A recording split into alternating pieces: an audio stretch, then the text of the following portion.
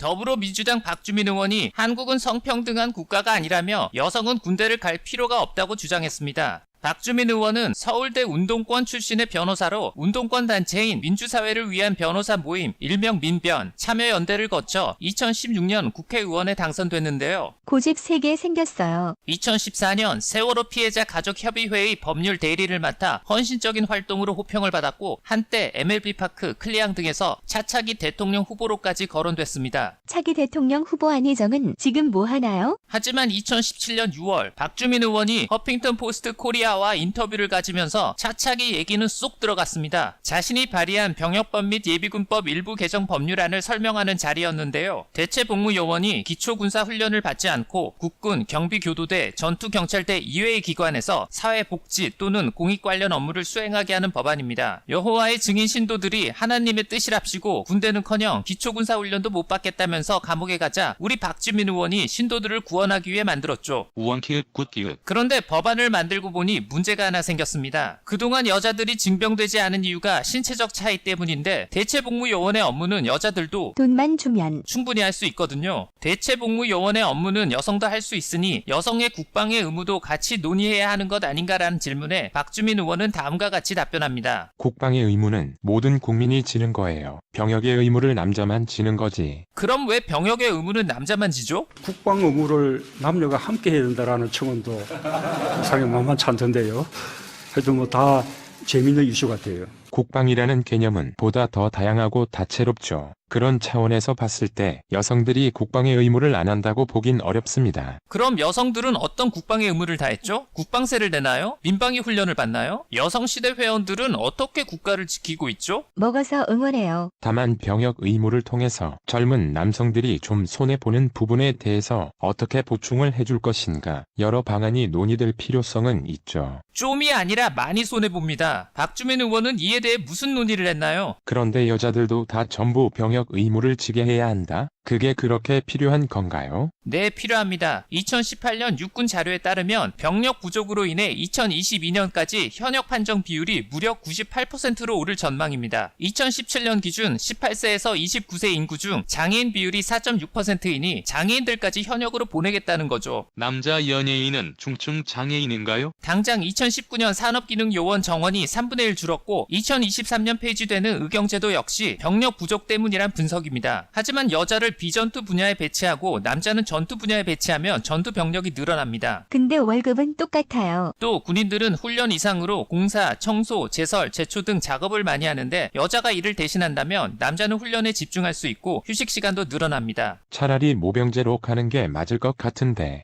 무기가 첨단화되면서 그 무기를 다루고 익히고 사용하기 위해서는 좀 더 많은 기간이 필요한데 오히려 반대로 지금은 군 병영 생활이 짧아지고 있어서 이게 상호 안 맞거든요. 누가 모병제 첨단화 싫어서 안 합니까? 직업군인들 임금 주려면 첨단 무기 도입하려면 천문학적인 예산이 드는데 돈이 없잖아요. 그동안 남자들이 독박병역 하라고요? 하나 더, 왜 남자는 징병제고 여자는 모병제입니까? 이것은 남성과 여성을 차별하는 것이 아니라 남성과 여성의 차이를 인정하는 것이다. 그런 방향과 역행되게 다 군대를 가게 만들자? 이건 오히려 올바른 해결책은 아닐 수 있다고 생각합니다. 그럼 남자만 군대 가는 게 올바른 해결책인가요? 군 가산점 없앤 게 올바른 해결책인가요? 여군은 대부분 비전투병과로 배치시키는 게 올바른 해결책인가요? 여군은 예비군 민방위 훈련이 선택사항인 게 올바른 해결책인가요? 박주민 의원은 같은 해 9월 온스타일 뜨거운 사이다에 출연했는데요. 군 가산점 제도 부활에 찬성하냐는 질문에 이렇게 답합니다. 군 가산점 제도는 헌재에서 이미 위헌 판결을 내렸습니다. 국가가 돈을 아끼려 군가산점 제도를 도입해 여성과 군대를 못 가는 장애인 등 소수자들을 차별한 거다. 헌법 정신에 위배된다란 이유로요. 따라서 저도 헌재와 입장이 같죠. 여성은 군대를 못 가는 게 아니라 안 가는 건데 왜 차별이죠? 장애인은 군대를 못 가지만 공무원 장애인 전형이 따로 있는데 왜 차별이죠? 남자만 군대를 가는 건 헌법 정신에 맞나요? 세계경제포럼에서 세계 성격차 보고서란 걸 냈는데요. 우리나라가 144개국 중에 116등이에요. 세계 성격차 보고서에서 4등한 르완다는 신부 보쌈이 전통입니다. 세계 성격차 보고서에서 5등한 스웨덴은 2010년 강간 범죄율 세계 3등이고요. 세계 성격차 보고서에서 6등한 니카라과는 2010년 강간 범죄율 세계 4등이에요.